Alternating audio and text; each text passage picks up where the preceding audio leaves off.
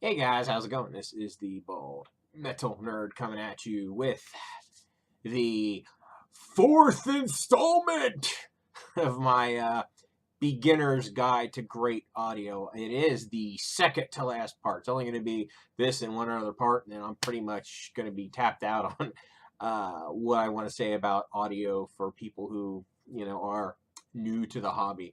Now, this topic that I'm about to cover is slightly more advanced for beginners, but I think it's definitely worth talking about. And of course, I am talking about solid state versus tube amplifiers, right? If you want to know what a solid state amplifier is, what you see on your screen is a solid state amplifier, right? This is an example of a really good entry level solid state amplifier.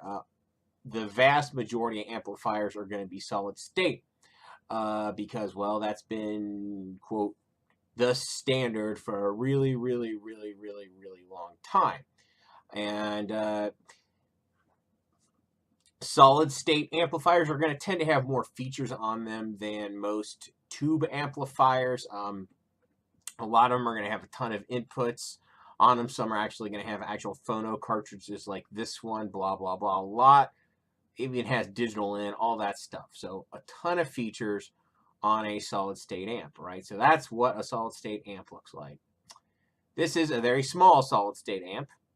Okay, it's basically just for like, you can plug in one RCA channel and of course hook up a right and left speaker, and there you go. So that is a simple solid state amp. This is a tube amp, but apparently only the preamp section on this, or selector part, is actually tube, right? So looks like it has a tube preamp stage with a solid state power amplifier. Now, getting into breaking down what that means, that's beyond the scope of this video, but this is what tube amps look like. And generally, they only have the main, in my opinion, one of the main downsides to tube amps is they are a little limited usually. Now this one might be a good choice for a beginner. It has obviously a standard RCA in, but you see a pre-out. That pre-out, you could run that into a subwoofer. So if you wanted to incorporate a subwoofer into your setup, this would be a good choice. And of course, if you got a switch box, you could use as many line ins on this thing as you wanted, but of course that's just adding another component. So this would be a good choice maybe for a beginner, I think. Let's see, what else do we got? This is another, you get the idea. They have a huge range of prices. I think the most expensive one I looked at, this one's $687. So typically the tube amps are going to be more expensive. Bang to buck is going to be less with a tube amp. They tend to be more expensive. The tubes in them, the actual tubes themselves, will heat up and need to be replaced every so often. Whereas, of course, with a standard solid state amplifier, you pretty much never have to replace any components in it until it just totally dies. Whereas you will have to somewhat regularly replace the tubes in these things. So the question is, if the tube amp is more complicated and less bang for your buck overall, that's a topic we're going to get to, analog sources, but that's not right now. You might ask yourself, why bother with tube amps at all? Well, the sound, really. Now, sadly, I don't own a tube amp, so I can't speak from too much personal experience, but in doing research for this part of the video, or I'm sorry, part of the series, I did find some interesting things. I found this video where they do a blind test. Now, granted, this is with a guitar amp, where this is a, quote, blind test as far as how's it sound. It was an A/B test, and he basically used the same amp. One was an actual tube amp. Another was a solid state amp trying to emulate the tube amp. Well, the actual tube amp sounded, to my ears anyway, a lot better. I mean, a lot better than the solid state amp did. So I will link this in the video description. That way you guys can see it. And I will also link this article on Ken Rockwell's site. I really enjoy, this is a great resource for information on audio stuff. And sorry for that jump cut there, guys. I just had to step away for a bit from the computer. Continuing on, a big part of the reason that a lot of people prefer the sound of tube amps is the type of distortion that it introduces. I guess it introduces what's called even order distortion. So it's going to make it maybe sound a bit more pleasant, you know, whereas if you hear distortion in a solid state amp, it's going to sound very harsh. So whereas a distortion is going to be more, for lack of a better term, rounded in a tube amp. So just something to think about, but you know, for again, convenience, features, blah blah freaking blah, solid state destroys most tube amps. So it's just something to think about, something to consider. I just thought I'd throw this in for completeness. At some point I probably will try a tube amp, and I might ask for input from everybody. So anyway, that's enough about that. So we are now going to look at some, we're now going to talk about kind of analog versus digital sources. If you want easy, right, and you're only interested, let's say you're not interested in any sort of physical format. Let's say you only want to listen to digital files. Do yourself a favor, just get a good quality DAC, hook it up to whatever, and enjoy. That's really all you have to do to get good sound. Now, if you want to listen to analog sources, and there's a number of reasons why you might want to. Personally, I listen to some analog sources really for two reasons. One, it's a lot of fun. And two, I like the sound of the analog distortion that's introduced from it. I don't think it's better than digital. It's the same thing, you know, like I said when I was talking about the amps. The solid state amps are definitely going to be a lot more accurate than any solid state, or I'm sorry, tube amps, right? Solid state's going to be more accurate. Tube amps might be more fun to listen to. Same thing with analog sources like records. That's a great example. And of course, what we're looking at right here is what I think is a very excellent entry-level turntable, right? You know, $95, and from what I understand, now I don't own one of these, but it's, from what I understand, the records sound very nice played back on this turntable. So this is a great choice if you're just getting into the hobby and you want something that's relatively inexpensive that will sound good. Of course, if you want to step up, you can get one of these. This is personally what I have, and the reason I bought this one is because it's more upgradable than the other one that we just showed off. You can upgrade the head shell on it. It has an upgradable counterweight. All kinds of stuff you can swap out on this thing to basically create a very customized turntable to whatever you want. Now, I haven't customized mine yet, but that's not to say that I won't in the future.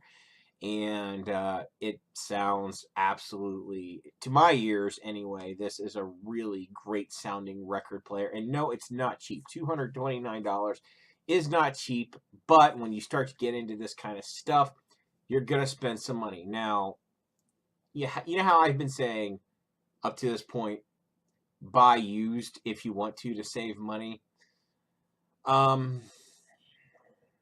You can still do that with record players, but you're going to want to make sure that it fully works, right? because there's a lot more variables that can go wrong with record players than really any other source, right? Just all kinds of stuff cannot work on them properly. So if you do buy a used one, at least make sure that it fully works before you commit to buying it. But that's not to say you can't get a really good bargain if you buy a used turntable. Of course, you can. So that's analog source number one. We're now going to talk about analog source number two people like to use. And of course, right here, I am going to talk about cassettes. Again, as far as what cassette deck should you buy? Personally, I bought one from the thrift store that cost me $20. And if you are interested in cassettes, that might be the route you want to go, because most of the time, if you buy from a local thrift store or whatever, you can take it home and test it. And if it doesn't work, you can, most of the time, you might want to check, but most of the time you can bring it back and get a return if it doesn't work. But again, there's a lot of parts, a lot of things that can go wrong with cassette decks. Not as many, they're not as touchy as record players, but there are things that can go wrong with tape decks as well. I'm just showing this off because this looks like a pretty nice dual cassette deck if you are interested, and it's by their regarded brand, Marantz. Very simple, it looks like. It has USB out if you want to capture this digitally to your computer. And yeah, pretty simplistic dual cassette deck. It doesn't look like it has Dolby B or anything built into it. We'll talk about Dolby noise reduction here in a minute with cassette decks. This is another pretty decent looking cassette deck. Basically, it looks like they're going for about 120. I don't know how good this one is. Ion, some of their stuff is decent, some of their stuff is cheap crap. This one is, it looks like, compatible with metal and chrome tape, which is good. Again, this has, but I don't know how good this thing actually is. That's pretty much it for tapes. Now, we're going to talk about Dolby noise reduction. Is it super important for you to get a deck that has it? If you buy a new deck, a brand new deck from, like, say, Amazon, for example, it may not have Dolby noise reduction. It's going to be tough to find a brand new deck with Dolby noise reduction. But if you buy a used deck, chances are extremely high it's going to have Dolby built into it, right? So is that important? I don't know. I've played around with Dolby on mine, and personally, I prefer the sound of the tape without Dolby. So whether you want to do it or not is going to be up to you. It might be a factor that factors into it for you. Again, this is going to be something you might want to research. But if you're brand new to, like, tapes, it may not matter. So anyway, that's it. Now we're going to talk about the only physical format that is a digital source, at least it's useful, and that, of course, is CD player. Now, if you really want, you can get, this one has, if you want to go the really crazy dual route, this one has a CD player and a tape deck built into it. Yeah, it's a bit expensive. It's over $200, but you get a pretty nice CD player and a pretty nice brand new, oh, and this one does have Dolby. Look at that. You see it right there. If you really want to deep dive into this hobby, this might be worth it. This is absolutely going to have any features that you're probably going to want. And it looks, it looks pretty damn nice to me, honestly. I like it. So there you go. There's that.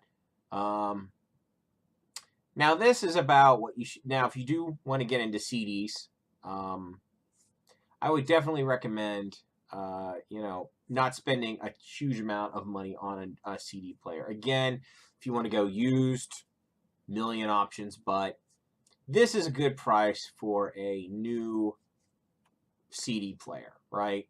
It has a lot of features on it, and in any CD player you get, you're going to want to make sure it has certain features, right? Now, you don't have to have digital out on it, clearly. But if you want to hook your CD player up to a different DAC, you're definitely going to need some sort of digital out if you're wanting to run into a DAC. Without it, your only option, of course, is just going to be analog outputs to your receiver or whatever. So that's something to keep in mind. You may want to make sure it has a digital out on it.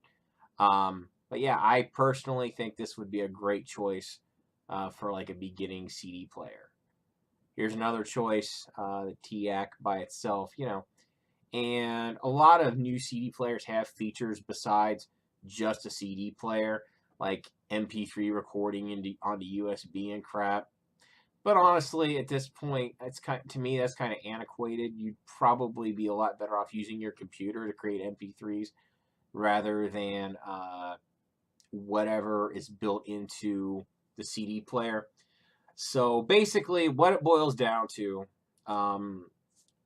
whether you should go analog or digital really depends on what you're looking for. If you're looking for something that is convenient, much more convenient, less finicky, less noise, better sound quality, you're probably going to want to go the CD route, or it's just going to be a good choice. And if you want a more unique sound or retro or whatever you want to call it, you're going to go analog. But again, you're going to run into more issues with analog than you will digital. Same thing, the same concept with, you know, tube versus solid state amp, right? It's kind of a very similar breakdown, and I can't tell you you must do this or you must do that, but you know, it depends on how deep down the rabbit hole you want to go. That pretty much wraps this up for part 4 in our series.